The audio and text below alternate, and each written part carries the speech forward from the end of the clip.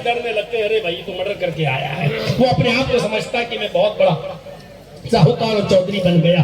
تو میرے بھائیوں تصور کیجیے آپ، اسلام کو اتنی یہ بھی برداشت۔ اماطۃ الاذی عن الطریق، راستے سے تکلیف دہ چیز کو ہٹا دینا، راستے سے تکلیف دہ چیز کو ہٹا دینا بھی ایمان کی ایک شاخ ہے۔ دو شاخوں کا تذکرہ ہو گیا ہے، دو شاخوں کا تذکرہ ہو گیا ہے، پہلی لا الہ الا اللہ اور دوسری جو ادنا ہے، کمتر ہے، کیا ہے؟ راستے سے تکلیف دہ چیز کو ہٹا دینا، اور تیسری چیز اور سن لیجیے، اس میں تھوڑا سا وقت لگے گا میرے بھائیوں، والحیاء شعبۃ من الایمان، حیا ایمان کا ایک شعبہ ہے۔ شرم و حیا کی اسلام میں بہت ویلو،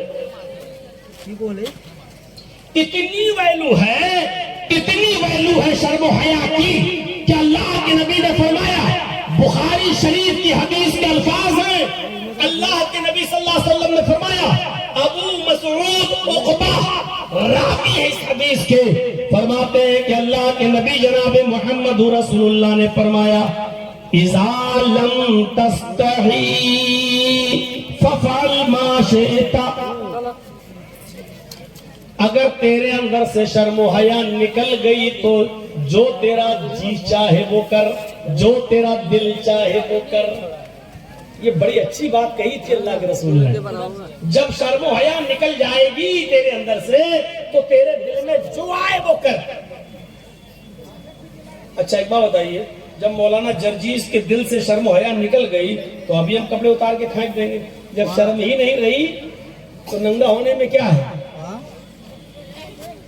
آج ہماری ماں بہن بیٹیاں جتنی بھی آج چھوٹے چھوٹے کپڑے پہن رہی ہیں اور کوئی فرق نہیں پڑ رہا ہے، وجہ کیا ہے؟ شرم و حیا نکل گئی۔ اللہ کے نبی نے کہا اذا لم تستحی فافعل ما شئت، تیرے اندر سے جب شرم و حیا نکل گئی تو جو تیرا جی چاہے، جو تیرا دل چاہے وہ کر۔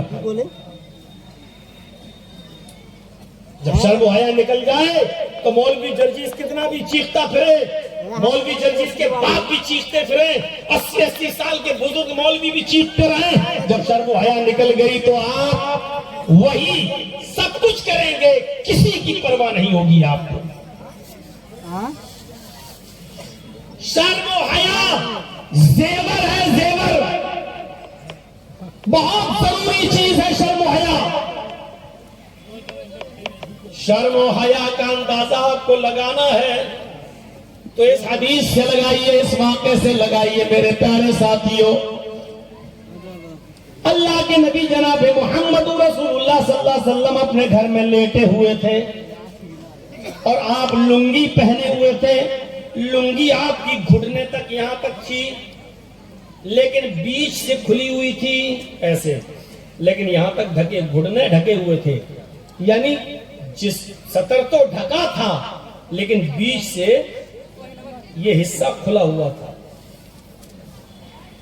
سطر ننگا نہیں تھا، گھٹنے ڈھکے تھے، یہاں سے لے کے یہاں تک مرد کا سطر، اور اجازت مانگ رہے ہیں، کیا ان کو اندر آنے کی اجازت دوں؟ فرمایا اجازت دے دو۔ حضرت ابوبکر اندر آئے، اللہ کے نبی کے پاس بیٹھ گئے، اللہ کے نبی ویسے ہی لیٹے رہے۔ سنیے گا میرے نوجوان ساتھیوں، اس حدیث سے بہت کچھ آپ کو سیکھنے کو ملے گا۔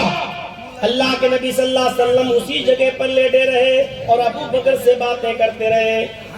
تھوڑی دیر کے بعد دروازے پر پھر دستک ہوئی، اب ابو بکر نے دروازہ کھولا تو دیکھا کہ عمر فاروق ہیں، کہا اللہ کے نبی عمر آئے ہیں، اندر آنے کی اجازت مانگ رہے ہیں، آپ نے کہا آنے دو۔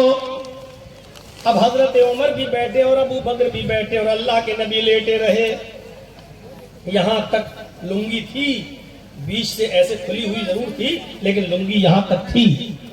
تھوڑی دیر کے بعد دروازے کو پھر دستک ہوئی، حضرت ابو بکر نے تیسری بار دروازہ کھولا تو دیکھا سامنے عثمان غنی کھڑے ہوئے ہیں اور اندر آنے کی اجازت مانگ رہے ہیں۔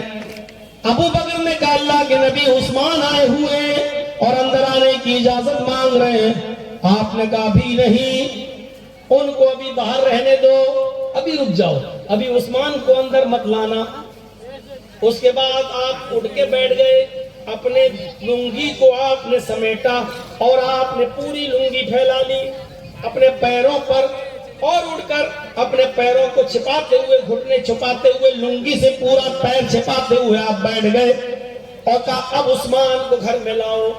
حضرت عثمان اندر آئے، تینوں لوگ گفتگو کر کے کچھ دیر بات کر کے چلے جاتے ہیں سب اپنے اپنے گھر کی طرف۔ حضرت عائشہ صدیقہ اللہ کے نبی کے پاس آ کر بیٹھ جاتی ہیں اور کہتی ہیں اے اللہ کے نبی، اے میرے ہسبینڈ، اے میرے پیارے سرتاج، آج تو میں نے ایک عجیب چیز دیکھی۔ میرے ابو آئے، آپ لیٹے رہے، ابو بکر صدیق آئے، آپ لیٹے رہے، عمر فاروق آئے، آپ لیٹے رہے، آپ کی لنگی گھٹنوں تک تھی اور بیچ سے کھلی ہوئی تھی۔ آپ ان دونوں کے آنے پر نہ لنگی سمیٹی، نہ آپ اٹھ کر بیٹھے، گفتگو کرتے رہے، باتیں کرتے رہے۔ لیکن عثمان غنی جب آئے تو آپ نے ان کو آنے کی اجازت نہیں دی۔ جب آپ سمٹ گئے، لنگی نیچے کر لی اور اچھی طریقے سے پیروں کو ڈھانک لیا، پھر آپ بیٹھ گئے اور آپ جب تک وہ رہے آپ نے ان سے بیٹھ کر گفتگو کی۔ آخر ماجرا کیا ہے؟ ابو بکر آئے تو آپ ویسے ہی لیٹے رہے، عمر آئے تو لیٹے رہے، لیکن عثمان آئے تو آپ نے لنگی سنبھالی، سطر کو صحیح سے چھپایا اور بیٹھ کر گفتگو کی۔ فرمایا عائشہ تمہیں عثمان کے بارے میں نہیں معلوم، عائشہ تمہیں عثمان کی شخصیت کا پتہ نہیں۔ ارے عثمان اتنا حیا والا ہے، اتنا شرمیلا ہے، ایسی حیا رکھتا ہے کہ حضرت عثمان کو دیکھ کر آسمان کے فرشتے بھی اس سے حیا کرتے ہیں۔ عثمان غنی کو دیکھ کر آسمان کے فرشتے بھی شرما جاتے ہیں۔ عثمان کی شرم و حیا دیکھ کر آسمان کے فرشتوں کو بھی شرم آتی ہے، یعنی عثمان سے تو آسمان کے فرشتے بھی حیا کرتے ہیں۔ جب عثمان کو دیکھ کر آسمان کے فرشتے حیا کریں تو محمد رسول اللہ کیوں حیا نہ کریں؟ محمد رسول اللہ کیوں نہ شرمائیں؟ شرم و حیا صرف عورت کی زینت نہیں ہے، شرم و حیا مرد کے لیے بھی ہے۔ اللہ کے نبی فرماتے ہیں عثمان سے تو آسمان کے فرشتے بھی حیا کرتے ہیں، تو پھر میں کیوں نہ کروں؟ ذرا اندازہ لگائیے جلسوں میں آنے والوں، ہماری شرم کہاں چلی گئی، ہماری غیرت کہاں چلی گئی؟ ہم کیسے شرم و حیا کا جنازہ نکال دیتے ہیں؟ ہماری مائیں بہنیں آئی ہیں، یہ ذرا غور سے سنیں، آج شرم و حیا کی ضرورت عورتوں کو بہت زیادہ ہے۔ شرم و حیا تو انسان کی فطرت میں داخل ہے، نہیں ہے؟ انسان کی فطرت میں۔ اچھا ایک بچہ چھوٹا سا ہے، آج پیدا ہوا بالکل ننگا ہے، لیکن 3 سال کے بعد، 2 سال کے بعد، 4 سال کے بعد وہ گھومنے لگے، ٹہلنے لگے، اور آپ ایسی اس کی چڈی اسے اتار رہے، ایک دم کس کے پکڑ کے وہ جانتا نہیں ہے کہ کیا مطلب ہے، لیکن اس کے باوجود مطلب وہ جلدی سے کپڑا اتارنے کے لیے تیار نہیں ہوگا۔ کیوں؟ کیونکہ یہ فطرت میں داخل ہے۔ فرمایا کل مولود یولد علی الفطرہ، جو بچہ بھی گھر میں پیدا ہوتا ہے فطرت اسلام پر پیدا ہوتا ہے، اسلام کی فطرت پر پیدا ہوتا ہے۔ فَأَبْوَاهُ يُحَوِّدَانِهِ وَيُنَصِّرَانِهِ وَيُمَجِّسَانِهِ، اس کے ماں باپ اس کو یہودی بنا دیتے ہیں، یا نصرانی بنا دیتے ہیں، یا مجوسی بنا دیتے ہیں، یعنی یہ ماں باپ اس کو جیسا چاہتے ویسا بنا دیتے ہیں، ورنہ بچہ تو فطرت اسلام پر ہی پیدا ہوتا ہے۔ ایک چھوٹا سا بچہ ہے جو پیدا ہوا تھا تو ننگا ضرور تھا، لیکن دھیرے دھیرے بڑا ہوتا ہے، 3 4 5 سال کا، اب بھلے ہی وہ پہنے ہیں، وہ نہیں جانتا ہے کہ یہ کیوں چھپایا گیا ہے، لیکن اس کی ماں باپ نے پہنایا، اب وہ پہننے لگا ہے، ننگا گھومے گا بدن سے، بنیان نہیں پہنے گا، کرتا نہیں پہنے گا، شرٹ نہیں، اس کو دکھانے میں نہیں، لیکن جیسے ہی آپ اس کی چڈی کو اتاریں گے روئے گا، پکڑے گا، کھینچے گا۔ کیوں؟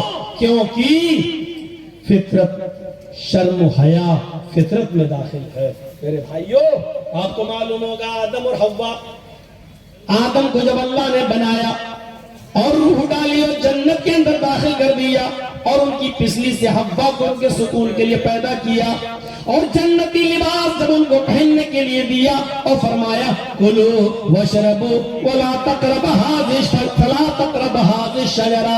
اے آدم و حوا پوری جنت میں جہاں جاؤ گھومو ٹہلو کھاؤ پیو کوئی رکاوٹ نہیں ہے. فلا تقربوا هذه الشجرة لیکن اے آدم و حوا تم دونوں اس درخت کے قریب مت جانا. اللہ نے منع کر دیا اے آدم و حوا تم دونوں اس درخت کے قریب مت جانا. آدم سے تو بچے پیدا ہوئے نہیں تھے, آدم تھے, حوا ان کی بیوی تھی حوا, لیکن اس پھل کو کھانے کے بعد آواز آئی آدم تم نے میری نافرمانی کی ہے, لہذا اب تمہیں نہ تو جنت میں رہنے کا حق ہے اور نہ جنت کا لباس پہننے کا حق ہے. لہذا ان کے جسم سے جنت کا لباس اترنے لگا. جب اترنے لگا تو حضرت آدم اور حوا نے پھر اپنا جسم کیسے چھپایا؟ قرآن کہتا ہے جنت کے اندر جو درخت تھے ان درختوں کے پتے توڑ کر درخت کے پتوں سے اپنا جسم چھپایا, اپنا سطر چھپایا. میرے بھائیوں, لوگ موجود نہیں, اولاد آدم موجود نہیں, حوا کی اولاد موجود نہیں, صرف آدم اور حوا ہے. لیکن جب سطر ننگا ہوا تو آدم و حوا کو بھی اپنے سطر کو چھپانے کی ضرورت آئی, درخت کے پتوں سے چھپایا. یعنی سطر چھپانا شرم و حیا فطرت انسان میں داخل ہے. میری بہنوں, میری قوم کی بیٹیوں, کپڑا پہننا یہ انسان کی فطرت میں شامل ہے. لیکن آج سب سے امیر باپ کی, جتنی امیر باپ کی بیٹی ہوگی اس کے جسم پر اتنا ہی کم کپڑا دے گی. کہاں گیا کپڑا؟ حیا کہاں گئی؟ چلے جائیے, جس لڑکی کے جسم پر جتنا کم کپڑا دیکھو سمجھ لینا یہ اتنے ہی امیر باپ کی اولاد ہے. یہ پہچان میں بتلا رہا ہوں آپ کو, یہ پہچان آپ کو بتلا رہا ہوں. کپڑا نام کی چیز اترتی جا رہی ہے جبکہ شرم و حیا عورت کی فطرت میں داخل ہے. آج عورتیں سریعام جلسوں میں بھی مارکیٹ ہو اور بازار لگے اور چوڑیاں اور بیلون بیچے جائیں. ارے 10-10 لاکھ کے مجمع میں میں نے بہار اور بنگال کے علاوہ بامبے چلے جاؤ, بنگلور چلے جاؤ, کرناٹک چلے جاؤ, ہریانہ چلے جاؤ, پنجاب چلے جاؤ, راجستھان چلے جاؤ, میرے بھائیو دلی چلے جاؤ. اور ابھی 9-10 نومبر کو آل انڈیا کانفرنس ہو رہی ہے. آل انڈیا کانفرنس میرا بھی پروگرام ہے اس میں 9-10 کو رام لیلا گراؤنڈ میں 9-10 نومبر کو ہم بھی جا رہے ہیں. آل انڈیا کانفرنس, لیکن ایک دکان نہیں دیکھو گے, ایک میلہ نہیں دیکھو گے. آپ کے جلسوں میں میلے کی ضرورت کیوں پڑتی ہے؟ جس جلسوں میں میلے لگیں گے, دکانیں لگیں گی, رب کعبہ کی قسم بے حیائی بھی پھیلے گی, عریانیت بھی ہوگی, ننگیاپن بھی ہوگا, لڑکیاں بھی اور لڑکے بھی دونوں گھومیں گے. اور وہاں ایسا لگے گا جیسے ایک کتیا کے پیچھے 10-10 کتے لگے گھومتے ہیں, ایسے ایک لڑکی کے پیچھے 10-10 لڑکے گھومتے ہوئے تمہیں نظر آئیں گے. سننا پڑے گا, یہ جلسے سنانے کے لیے ہوتے ہیں, اصلاح کے لیے ہوتے ہیں. شرم و حیا کا جنازہ نکلے گا. اس لیے جلسوں کو کامیاب بنانا ہے تو ان میلوں پہ پابندی لگاؤ, ان دکانوں کو ختم کرو. میرے بھائیوں, جب تک یہ دکانیں اور یہ میلے ختم نہیں ہوں گے تب تک بے شرمی اور بے حیائی کو آپ نہیں روک سکتے. بات کڑوی ہے لیکن مرض بھی تو تگڑا ہے. جب مرض تگڑا ہو تو ہومیوپیتھک دوا سے پھر کام نہیں, پھر چھری لے کر اور کڈر لے کر اور اس طرح اور بلیڈ لے کر آپریشن کرنا پڑتا ہے. اب ہمارا مرض اتنا بڑھ چکا ہے کہ بنا آپریشن کے ٹھیک ہونے والا نہیں. ورنہ عورت آئے ہائے ایک ایک چیز کو اگر سوچ لو تو سوچو گے. عورتیں مسجد میں جاتی ہیں نماز پڑھنے, منع نہیں ہے. اللہ کے نبی نے فرمایا لا تمنعوا ماء اللہ یصلینا فی المسجد، اگر اللہ کی بندیاں مسجد میں نماز پڑھنے جائیں تو ان کو مت روکو. دیکھیے حدیث ہے، ان کو مت روکیے. اللہ کے نبی کے زمانے میں عورتیں مسجد میں آیا بھی کرتی ہیں نماز پڑھنے، نبی کے پیچھے نماز بھی پڑھتی ہیں. اللہ کے نبی فرما بھی رہے ہیں کہ اگر عورتیں مسجد میں نماز پڑھنے آئے تو مت روکو. لیکن اس کے باوجود بھی آپ کیا کہہ رہے ہیں؟ آئے خاتون خانہ، آئے خواتین، آئے عورتوں، تمہارے لیے مسجد میں نماز پڑھنے سے بہتر ہے کہ تم اپنے گھر میں نماز پڑھو. غور کرو، ایک طرف اجازت بھی ہے، ایک طرف کہہ رہے ہیں کہ اللہ کے رسول ہے شوہروں، بیویوں والوں، اگر تمہاری بیویاں، تمہاری بیٹیاں اگر مسجد میں نماز پڑھنے جانا چاہیں تو تم مت روکو. یعنی آپ روکنے کا حق نہیں رکھتے، وہ جانا چاہیں تو جائیں، وہ جانا چاہیں تو جائیں، پردے کا اہتمام ہونا چاہیے. لیکن اس کے باوجود کیا کہہ رہے ہیں؟ آیا عورتوں تمہارے لیے گھر میں نماز پڑھنا مسجد میں نماز پڑھنے سے زیادہ بہتر ہے. اور پورے گھر میں جہاں چاہو وہاں نہیں. پھر فرمایا گھر میں بھی تمہارے لیے صحن میں نماز پڑھنا زیادہ بہتر ہے، آنگن میں. پھر فرمایا آنگن سے بھی زیادہ بہتر ہے کہ تم اس آنگن میں اپنے کمرے میں نماز پڑھو. اور پھر فرمایا کمرے کے اندر بھی گھس جاؤ اور اس کے اندر بھی کوئی کوٹھی ہو، کوئی کوٹھری ہو، تو اس کوٹھری میں تمہارا نماز پڑھنا تمہارے کمرے میں نماز پڑھنے سے بہتر ہے. یہ اس زمانے میں اللہ کے نبی فرما رہے ہیں جس زمانے میں خود نماز پڑھا رہے ہیں. غور کرو کہ عورتیں نبی کے پیچھے نماز پڑھتی تھی. امام سب سے افضل محمد رسول اللہ، نبی کے پیچھے نماز پڑھنے کا شرط جس عورت کو حاصل ہو جائے اس سے اچھی نماز اور اس سے زیادہ بابرکت نماز کس کی ہو سکتی ہے؟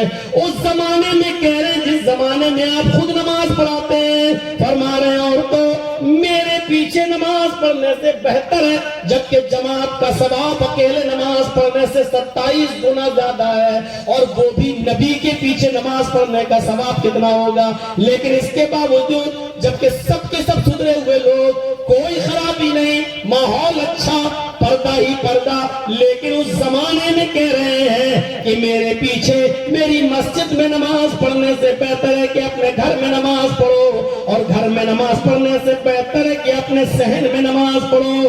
آنگن میں صحن میں نماز پڑھنے سے بہتر ہے کہ برآمدے میں نماز پڑھو، اور برآمدے میں نماز پڑھنے سے بہتر ہے کہ کمرے کوٹھری میں نماز پڑھو.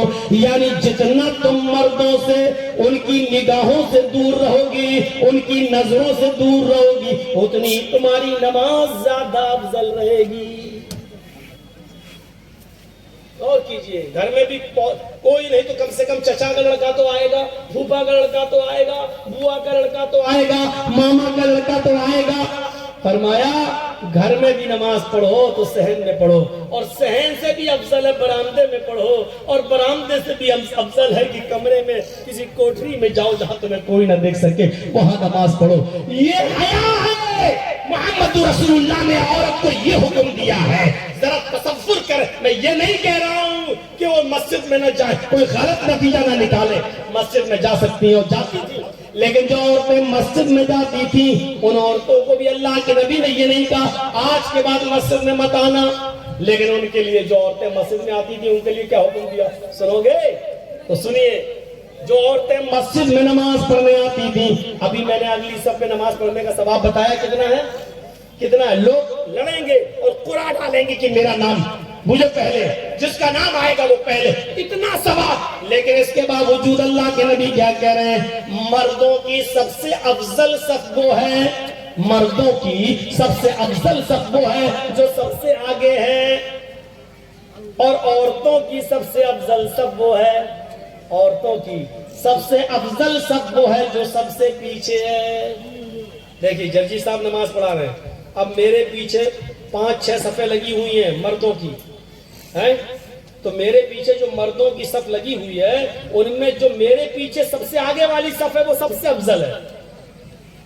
اب اس کے بعد پردہ پڑا ہے، اب عورتوں کی صفیں لگی ہوئی ہیں، اب اس پہلے پردہ، پھر پردے کے پیچھے عورتوں کی 5-6 صفیں عورتوں کی بھی لگی ہوئی ہیں. لیکن عورتوں کی ان صفوں میں سب سے پچھلی والی صف سب سے افضل ہے، کیوں؟ کیونکہ جو عورت جتنا پیچھے ہوگی وہ مردوں سے اتنا ہی دور ہوگی. تو پتہ یہ چلا کہ جو عورت مرد سے جتنا دور رہتی ہوگی اتنی زیادہ شرمیلی ہوگی، اور جو مرد کے بیچ میں چلے گی، مردوں کے ساتھ چلے گی، بازار میں مردوں کے سامنے سے چلے گی، اتنی زیادہ بے شرم اور بے حیا ہوگی. اور اس کی دلیل چاہیے، المرأة اذا استعطرت فمرت بالمجلس فهي كذا وكذا اعني الزانية والزانية الزانية. فرمایا جو عورت خوشبو لگا لے، استعطرت باب استفتاح سے آتا ہے، استعطرت جو خوشبودار کوئی بھی چیز حاصل کر لے،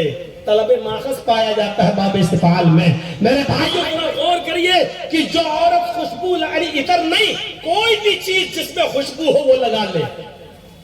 ڈابر آملہ کا تیل ڈال لے، فیئر اینڈ لولی لگا لے، پونس لگا لے، کریم کوئی بھی، چمیلی کا تیل ڈال لے، اور یہ چیز استعمال کر کے گھر سے باہر نکلتی ہے. استعطرت فمرت بالمجلس، لوگوں کے سامنے سے بازار میں جا رہی ہے، گزر رہی ہے، فہیا قضا و قضا، وہ ایسی وہ ایسی. یا اللہ، اللہ کے نبی نے کہہ دی وہ ایسی وہ ایسی. کیسی کیسی؟ کہا اعنی الزانیۃ الزانیۃ الزانیہ. کیا ترجمہ کروں، کیا میننگ کروں؟ سب سے زیادہ مہذب اور سب سے زیادہ اچھے جملوں میں ترجمہ کر دیتا ہوں، وہ بد چلن ہے، وہ بد چلن ہے، وہ بد چلن ہے. ورنہ زانیہ کا ترجمہ کیا کیا جائے؟ وہ زناکار. زانیہ بدیاں میک اپ کر کے، لپسٹک لگا کے، کریم پاؤڈر لگا کے، خوشبو لگا کے غیر مردوں کے سامنے سے مارکیٹ سے گزرنے والی بد چلن ہے، بد چلن ہے، بد چلن ہے. کہاں گئی شرم و حیا؟ کیا ہوئی وہ شرم و حیا؟ عورت کی سب سے پچھلی سب کو سب سے اچھا بتایا، کیونکہ وہ بھی نماز میں. غور کرو، مرد نمازی لوگوں سے بھی دور. اب سوچو، نمازیوں سے بھی دور رہنے والی عورت کی سب سے اچھی سب کون سی؟ سب سے پیچھے. تو آج کل کے چھچوروں، اوباشوں اور عیاروں کے قریب جانا. دل چاہتا ہے ایک اور طریقے سے سمجھاؤں آپ کو. جرجی صاحب نماز پڑھا رہے ہیں اور بھول گئے، بجائے رکوع کے سجدے میں چلے گئے، یا بجائے 2 سجدوں کے تیسرا سجدہ کر لیا. تو جو میرے پیچھے کھڑے ہیں وہ ہمیں یاد دلائیں گے. مقتدی کیا کہیں گے؟ جس کو یاد ہے سبحان اللہ، اللہ اکبر، یہ جملہ کچھ بول کر یاد دلائیں گے. یعنی مرد کو معلوم ہے تو بولے گا، لیکن مردوں کو نہیں معلوم کہ امام بھول گیا. عورتیں پیچھے نماز پڑھ رہی ہیں، عورت کو معلوم ہے، کسی عورت کو معلوم ہے کہ امام صاحب بھول گئے، بجائے رکوع کے سجدے میں چلے گئے، تو وہ کیا کہے گی؟ سبحان اللہ نہیں، الحمدللہ نہیں. کیا کہے گی؟ اللہ اکبر نہیں. وہ کہے گی نہیں. کیوں؟ اس لیے کہ عورت کی آواز کا بھی پردہ ہے. غور کرو، مسجد میں امام بھول گیا ہے، اس کو بھی یاد دلانے کے لیے عورت اپنی زبان سے نہیں بول سکتی ہے سبحان اللہ، کیونکہ اس کی آواز مرد جو نماز پڑھ رہے ہیں نماز میں ڈسٹرب کر سکتی ہے. ان مردوں کو اس عورت کی باریک اور سریلی آواز فتنے میں ڈال سکتی ہے. اس لیے فرمایا کہ عورتیں اپنی زبان سے سبحان اللہ، الحمدللہ، اللہ اکبر نہیں کہیں گی، بلکہ اپنی 3 انگلیاں اٹھائیں گی اور اس طریقے سے تالی بجائیں گی، یعنی تصفیق کریں گی. یہ 3 انگلیاں اٹھا کر اس طریقے سے ماریں گی تاکہ امام کے کانوں تک چلے جائے اور امام کو پتہ چل جائے کہ میں بھول گیا. یہ عورت کی شرم و حیا ہے کہ اللہ کے نبی نے عورت کو نماز کی حالت میں نماز جیسی چیز کو بھول جانے پر بھی ٹوکنے کی اور بولنے کی اجازت نہیں دی ہے.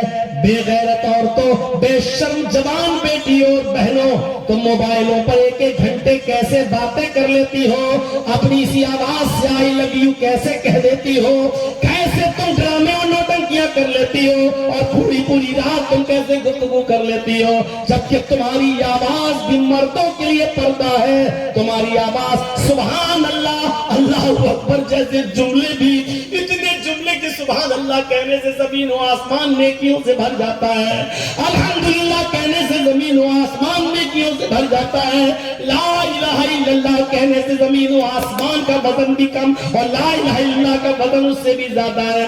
لیکن اتنے مبارک جملے بھی تمہیں مردوں کے سامنے کہنے کی پرمیشن نہیں دی ہے، پھر تم کیسے آج انسٹاگرام پر ویڈیو بنا لیتی ہو، ٹک ٹاک پر ڈانس کر لیتی ہو، دوپٹے اتار کر کیسے بے شرم اور بے حیا گانے بنا کر دوپٹوں کے چھوڑ چھاڑ کر تم کیسے یہ گانے گا لیتی ہو اور کیسے ٹک ٹاک پہ ڈال دیتی ہو، انسٹاگرام پہ ڈال دیتی ہو، کیسے تمہاری غیرت گوارا کر لیتی ہے، تمہاری شرم و حیا کہاں چلی گئی ہے؟ اس لیے فرمایا اذا لم تستحی فافعل ما شئت، جس کے اندر سے شرم و حیا نکل جاتی ہے پھر اس کو پتہ نہیں جو اس کے دل میں جو آتا وہ کرتا ہے۔ جب شرم و حیا نہیں تو آج گانے بھی ہوں گے، جب شرم و حیا نہیں رہی تو انسٹاگرام پہ ڈانس بھی ہوں گے، جب شرم و حیا نہیں رہی تو کھلے بال لے کے گھومو گی، جب شرم و حیا نہیں رہی تو دوپٹہ بھی جائے گا، جب شرم و حیا نہیں رہی تو جینس بھی پہنو گی، ٹی شرٹ بھی پہنو گی اور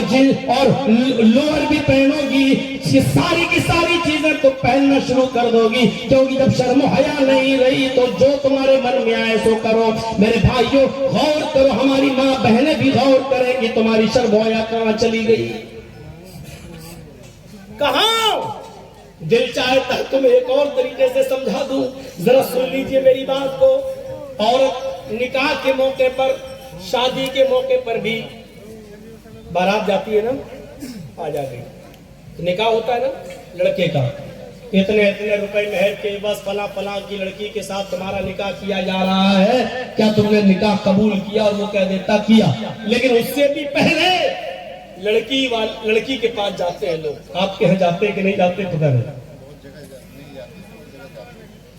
نہیں جاتے ہیں تو ٹھیک ہے، لیکن بہت سی جگہ لوگ جاتے ہیں اور جانے کے بعد وہاں کیا ہوتا ہے، ایک وکیل اور دو گواہ لڑکی سے کہلواتے ہیں کہ فلاں کے ساتھ تمہارا نکاح ہو رہا ہے، تمہیں قبول ہے، اور وہ نہیں بولتی ہے تو اس کی سہیلیاں اس کے پاس بیٹھ کر کہتی ہے بول دے کہہ دے، اور کئی بار جب کہتی ہے سہیلیاں تو ان کے کہنے پر لڑکی کہہ دیتی ہے میں نے قبول کیا۔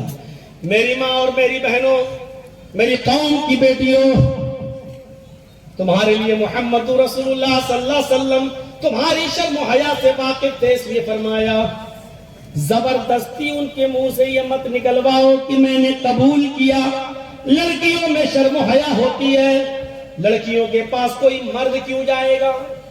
ایک بڈھا وکیل بن جاتا ہے، دو گواہ بن جاتے، ارے لڑکی سے اجازت صرف اس کا ولی لے گا، وکیل اور گواہ کی کوئی حیثیت ہی نہیں ہے اسلام میں۔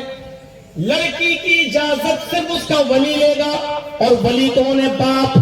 باپ نہ ہو تو چچا نہ ہو تو بھائی، یہی ولی ہے۔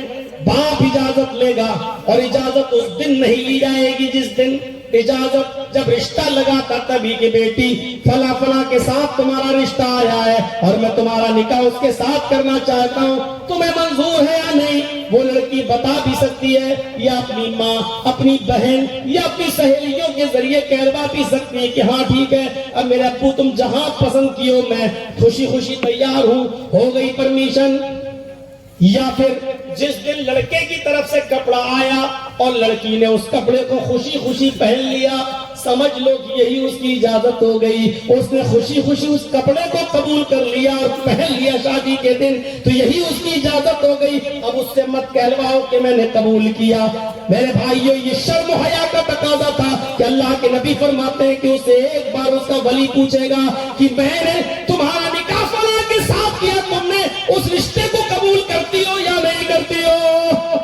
فرمایا کہ لڑکی نہیں بولتی ہے، اگر کنواری ہے، غیر شادی شدہ ہے، تو اس کے بولنے کا انتظار مت کرو، اس کی شرم و حیا تقاضا کرتی ہے، وہ نہیں بول پاتی ہے۔ اذنها سماتها، اگر وہ خاموش ہو گئی تو سمجھ لو یہ خاموشی ہی اس کی اجازت ہے، اور اسی خاموشی کو اجازت مان کر لڑکے کا نکاح کر دینا۔ میرے بھائیوں، لڑکی کو اس موقع پر بھی بولنے کے حکم نہیں دیا کہ بولو، ہر حال میں بولو، کیونکہ یہ شرم و حیا کا موقع ہے۔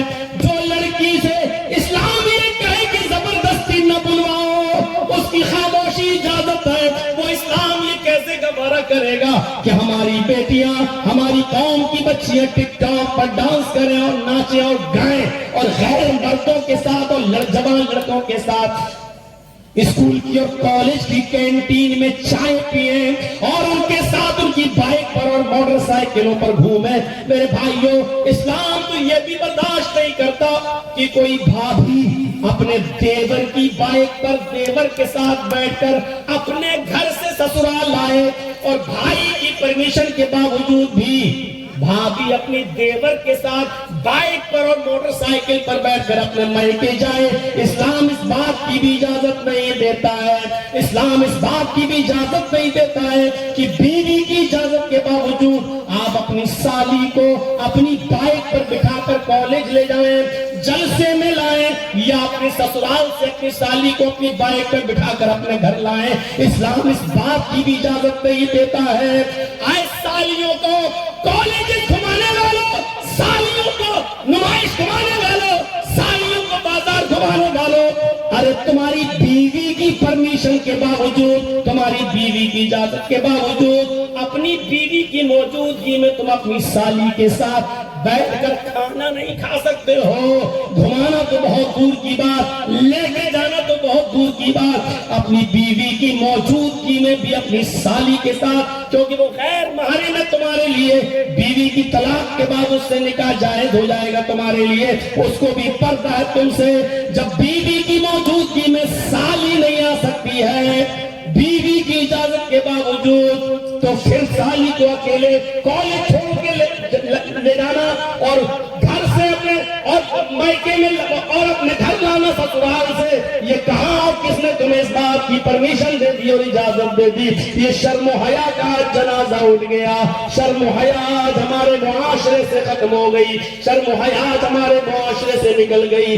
سچ فرمایا اللہ کے نبی جناب محمد رسول اللہ صلی اللہ علیہ وسلم نے کہ قرب قیامت سے پہلے کیسا زمانہ آ جائے گا کہ شرم و حیا مٹ چکی ہوگی، مغربی تہذیب کا دل داتا ہوگا، ویسٹرن کلچر عام ہو چکا ہے۔ جب شرم و حیا نکل جاتی ہے تو کتے اور انسان میں پھر کوئی فرق نہیں رہتا ہے۔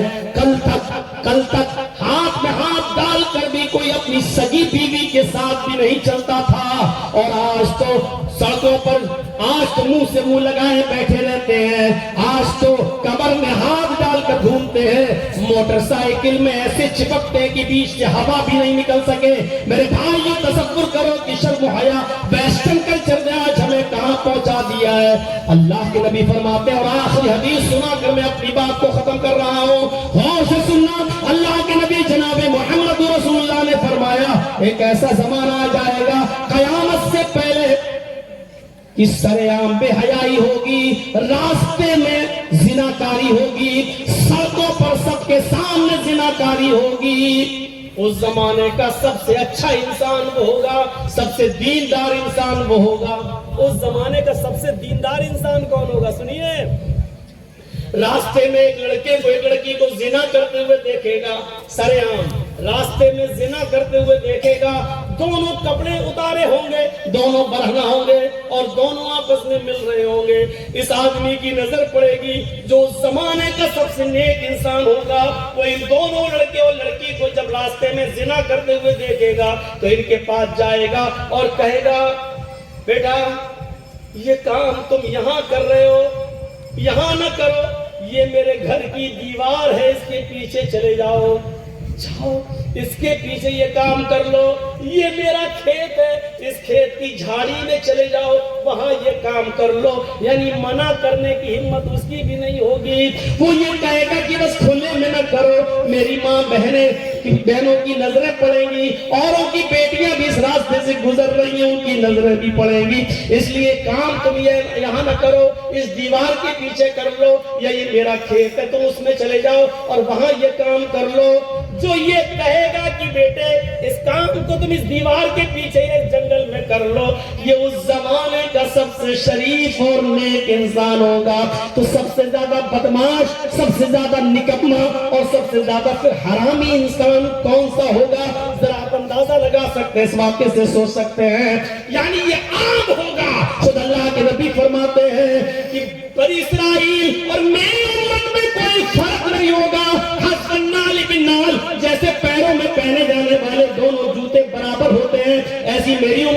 बनी इसराइल में कोई फर्क नहीं होगा, दोनों एक ही नक्शे कदम पर चलेंगे। हत्ता इनकाना मिनहुम अल्लाह के नबी फरमाते हैं, अगर बनी इसराइल में किसी ने अपनी माँ के साथ ऐलानिया जिना किया होगा, सड़क पर सबके सामने अपनी माँ के साथ जिना किया होगा, तो मेरी उम्मत पर कयामत उस वक्त तक नहीं आएगी जब तक कि मेरी उम्मत के लोग भी अपनी माँ के साथ जिना न करें, वो भी सरेआम चौराहे पर, सड़क पर, सबके सामने अपनी माँ के साथ। ये बेशर्मी बेहयाई हमें यहाँ तक ले जाएगी कि एक लड़का अपनी सगी माँ के साथ चौराहे पर जिना करेगा, सबके सामने अपनी सगी माँ के साथ जिना करेगा। और वहां तक ले जाने वाली चीज यही मोबाइल, यही इंस्टाग्राम, यही है ब्लू फिल्में और अखलाक से गिरी हुई फिल्में होंगी जो हमें इस नौयत तक और इस नौबत तक ले आएंगी। मेरे भाइयों, ये तीन चीजें मैंने आपके सामने रखी है। अफजलुहा कौलु ला इलाहा इल्लल्लाह, सबसे अफजल ला इलाहा इल्लल्लाह, अदनाहा इमाततुल अज़ा अनिल तरीक़, रास्ते से तकलीफ दे चीज को हटा देना। और तीसरी चीज वल हया व शुअबतुम मिनल ईमान, 1 बजे से 3 बजे तक 2 घंटे की तकरीर से आपने जो कुछ भी निकाली हो, सीखा हो, अल्लाह रब्बुल आलमीन से मैं दुआ करता हूँ कि बारे अल्लाह तो हमारी खताओं को माफ फरमा दे, हमारे गुनाहों को बख्श दे, हमारे अंदर ईमान की मजबूती पैदा फरमा दे, हमारे अंदर ला इलाहा इल्लल्लाह का हमें सही मायना और मफहूम समझने की तौफीक अता फरमा। अल्लाह हमें एक दूसरे का हमदर्द और गमखार बना दे, एक दूसरे के लिए अपनी जानों को निछावर करने वाला बना दे। हया, शर्म और पर्दा हमारी माँ, बहन और बेटियों के दिलों में कूट कूट के भर दे, हमें हयादार बना दे, बाहया और बापर्दा बना दे, हमें बाशर्म बना दे। अल्लाह ईमान हमारी रगों में पैबस्त फरमा दे। अल्लाह इस दौर में हमें अपने ईमान को बचाने की तौफीक अता फरमा। जब तक तू हमें जिंदा रख, इस्लाम पे जिंदा रखना, और जब हमारा खात्मा हो तो ईमान पर हमारा खात्मा फरमाना। वमा अलैना इल्लल बलागुल मुबीन व आखिरु दअवाना अल्हम्दुलिल्लाहि रब्बिल आलमीन। चलते चलते आपसे गुजारिश करता हूँ मेरे भाइयों कि चंदा तो आपने दिया ही होगा, मदरसे का ताउन आपने किया ही होगा, लेकिन थोड़ी सी गुजारिश मेरी है कि आपने मेरा खिताब भी सुना, मेरी तकरीर भी सुन ली है। मैं थोड़ी देर 5 मिनट के लिए आपके स्टेज पर हूँ, अगर आप मेरे हाथ में भी इस मदरसे के लिए कुछ ताउन करना चाहें